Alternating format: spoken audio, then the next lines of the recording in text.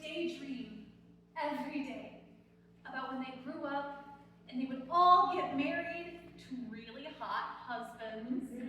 And they would have really cute kids, and they would all come together for a big reunion, and their kids would be best friends. And while they were daydreaming, they also talked about their dream weddings, what they wanted to wear, how they wanted things decorated. And so, when Elderberry was engaged to be married, the other sisters knew what to do. They sprang into action. They started getting everything ready. They got flowers growing so they could decorate the whole house. They started weaving flax to make her dress. They started tatting the lace for the dress. They started sending out the invites, doing everything. The only thing that was missing was the groom. No, she had a groom lined up. She had just never met him. Her father had. When he was traveling, doing his business, selling grains and such, he met at a pub an old English man, hunched over, kind of grizzled. And their father complained about the life of a poor farmer and how much he wished he had more money. And the old man complained about his loneliness and his wealth, and they thought they could help each other out. And so their father offered Elderberry as a bride for a very hefty bride price. And the old man agreed. Now, Elderberry was understandably a little nervous about this. So she asked her father, "Is my husband kind?" And he said, "Well, I assume so." And she said, Is my husband gentle?" And he said, "Well, I assume so." And she said, "Is my husband handsome?" This time he hesitated. He chose his words very carefully. He said, "He has been marked by the passage of time, that is for certain, but when I met him, I was in awe, because his beard was the most beautiful shade of crimson I have seen in my life. I have never seen another beard like it." Elderberry was a little comforted by this, and she was a good daughter, so she agreed. And so on the day of the wedding, the sisters came together. They did everything so perfectly. They got the flowers laid out. They steamed her dress. They fixed a huge, huge feast, and everyone from the nearby town came in. Everyone was nice and seated. Elderberry was at her spot at the front of the room, and the door opened, and everyone gasped. Because the groom that walked through was, as promised, old as heck. But that red beard their father had told them about had been replaced by a thick, gnarled blue beard. Now, in those days, there was no convenient hair tie. If your hair was blue, it was either a bunch of mold growing in it, or you had been cursed by a sorcerer. So everyone gasped. But Elderberry, being obedient, went through with the wedding, and at the end, everyone said their goodbyes. They were tearful, and she and the Bluebeard went off to enjoy their married life. And the two remaining sisters, they missed her so much. They missed talking to her day in and day out, and so they started writing letters to her every day. And they shared the most mundane of things. One of the chickens had a weird-shaped egg, so they wrote a whole letter about that. And a spot of mold on the wall started to take the shape of almost a horse if a horse had 5 legs, so they wrote a letter about that. Every day it was a different mundane update. But no letters came back. Not one. Days turned into weeks, turned into months. Fall turned into winter, turned into spring, turned into summer, and when June came, there was a great deluge. 9 nights and 8 days solid of rain. And on that first day when the water came down, it saturated the ground until the ground could not take any more. And on the second day, the water started standing. And on the third day, crop after crop, hen after hen, floated down and away. And when the waters receded, their father wept bitterly. The whole farm was destroyed. Their finances were gone. And then the letter came. The Bluebeard wrote that Elderberry had succumbed to sickness and was buried in family graveyard. Now it was the sisters who were weeping bitterly, openly wailing. Their father did not cry at all. Now maybe it was because he had already been crying for a whole week. But maybe it was, as the curl of his lips suggested, that he was finding hope. So he wrote a quick letter, and he sent it off to Bluebeard, and he offered Thistle as a new bride, for the exact same bride price he had asked for Elderberry. And Bluebeard agreed in an instant. Rose set to work immediately, trying to get the wedding prepared. Now this was much harder with one fewer sister. But she worked so hard. She grew the flowers just like before, and she wove the flax just like before, and she tatted the lace just like before. But this time, she couldn't shake a feeling that something was wrong. And so every day she would work on the wedding, she would do her daily chores, and at night when everyone else was in bed, she would sneak out. And she would go to a little shed that the family had. And she took wheat and sticks and leaves, and she wove them together into a nest. And out in the forest, she captured a pigeon. And she placed that pigeon in a makeshift roost. She let it stay there for a week, getting it food, getting it scritches, until it loved that roost. And then each night she would walk it further and further and further away and let it fly back home.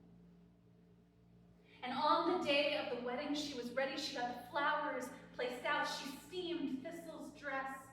She got all the feast set, and the people took their places, and Thistle took her place at the front of the house, and the door came open.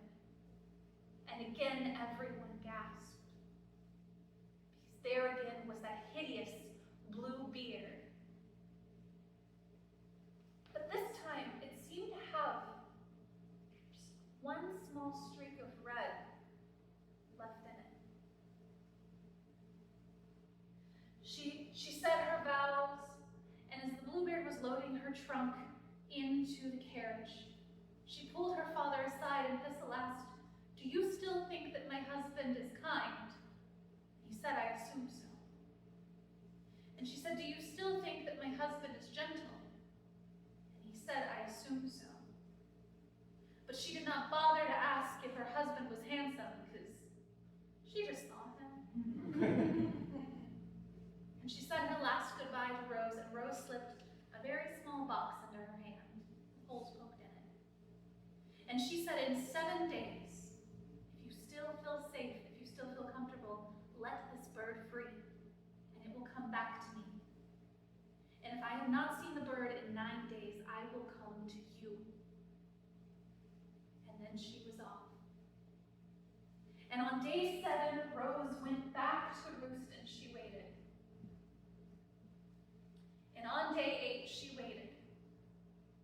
And on day 9, there was no pigeon. Now, in those days, it was very difficult for women to travel by themselves. Either they needed to be really good at swordplay, or they needed permission from some man in their life. She had one available.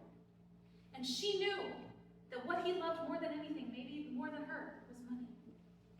And so she crept into his room, and she found those letters that he and Bluebeard had been writing. And she studied Bluebeard's handwriting, and she made a beautiful forgery, pretending to be Bluebeard, claiming that in his travels he had found a new seed for a new type of crop, and that he would give that to her father if only her father would send Rose to go pick it up. Of course her father agreed. He gave her a horse, he gave her directions to Bluebeard's mansion, and sent her on her way. And when she was the equivalent of what we now call a quarter of a mile away, she tied up the horse to a tree. And she stepped out of her shoes. And she crept, quiet as a mouse, all the way up to the mansion. When she got there, she could kind of see that one of the windows was all aglow. And through that, she could see the silhouette of a hunched old man milling about. But she could not see her sister. She could see that the silhouette was moving about as if it was about to leave, to go somewhere. It was gathering its things. So she crept up and she hid in the bushes by the door. And soon enough, the Bluebeard walked out the door. And when the moonlight caught his face, she saw that his beard was a bright crimson red. The most beautiful red she had seen in her entire life. He took off toward the town and she slipped in the door before it closed. And she walked through the whole house, searching for any sign of her sister. It must have been a full hour it took her to walk through all the rooms until finally she came to a room with a great high loft. And she climbed the ladder into that loft and she peeked over the edge and she saw that that loft was filled with suitcases and trunks. There must have been at least 100, and the two closest to her were her sisters. She opened Thistle's trunk as fast as she could. She reached inside and she found a box. And inside that box was her little friend, completely still. So she knew that her sister had never opened that box. She was more determined than ever to find her sister. She went down to the main floor and she walked the hall, counting her paces. And then she walked each of the rooms, counting her paces until she found that right in between two of the rooms, there was a space. Something didn't add up. There was a bookcase on the wall, and she reached back behind the books on land management and economics. She had very boring tastes. And back there she found a little doorknob. And the room opened. And to her left, and to her front, and to her right, she saw walls covered in hooks. And on each of those hooks was the body of a woman. And those women she saw were dressed in beautiful, stunning wedding dresses. And some of them had been there for years, their skin eaten away. Others much more recent. And she recognized two of the dresses. She turned to run out the door, but when she did, she noticed in the dead center of the room a massive basin filled with blood. That's when she knew why her sisters had died. That it was that blood that was giving the Bluebeard some semblance of youth. It was that blood that was bringing him that gorgeous crimson color. So she went to the kitchen and she grabbed a glass jar. And she filled that glass jar with her sister's blood and she vowed revenge. She returned the house to its state. She slipped away. She got on her horse. Along the way, she grabbed a few pebbles. And when she got home, she gave those to her father and said, "These are the seeds. Have fun." And she began to plot. And fall turned to winter, and winter turned to spring, and spring turned to summer. And sure enough, right on schedule, the letter came from the Bluebeard. She figured he had run out of the blood. And the letter said that unfortunately Thistle had succumbed to sickness and had been buried in the family grave. And he asked if he might marry Rose.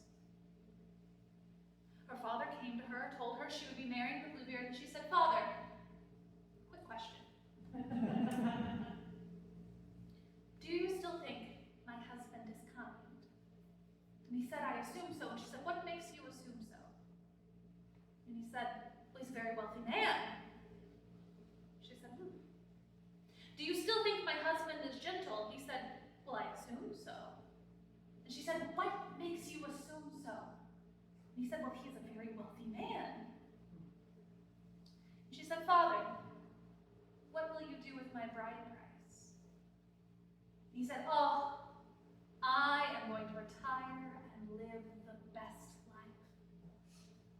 She said, thank you. That's all I needed to know. Now she asked her father not to invite the town to the wedding. She said it would be too hard for her to make a feast for everyone. And plus, he wanted the wedding to go through quickly. Invitations would take far too much time, so he agreed. And she set straight to work. Now this time, instead of growing flowers, she went out into the forest and she plucked flowers and she hung them up to dry so she could decorate with the dead flowers. Instead of tatting lace for her dress, she spent time creating a garland of cotton. And she did weave her dress of flax, just like she did for her sisters. But for 3 nights, she soaked that dress in boric acid, and then she hung it to dry. And on the day of the wedding, everything looked beautiful, everything was in place. There was no one in the house, but she took her place at the front, and the door flung open. And the Bluebeard came in, and they said their vows.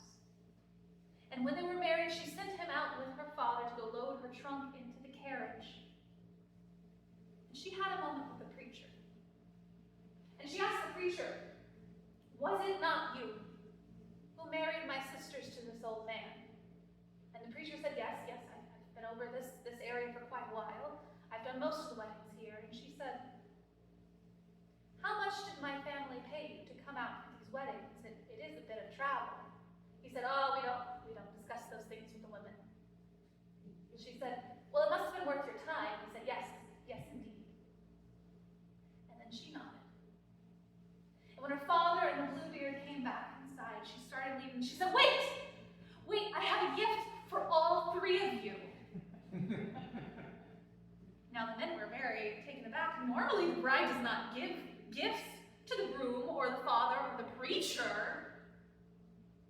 She went over to the start of the garland, and she pulled a piece of it down, and she touched it to the candle that lit the room. Flames all along the ceiling. And those flames dropped down and they hit those old, dry flowers. And the house was instantly an inferno. And as soon as the men realized what was happening, they rushed for the door, but she had already stepped outside and she had pulled it shut, and she was holding her whole body against it.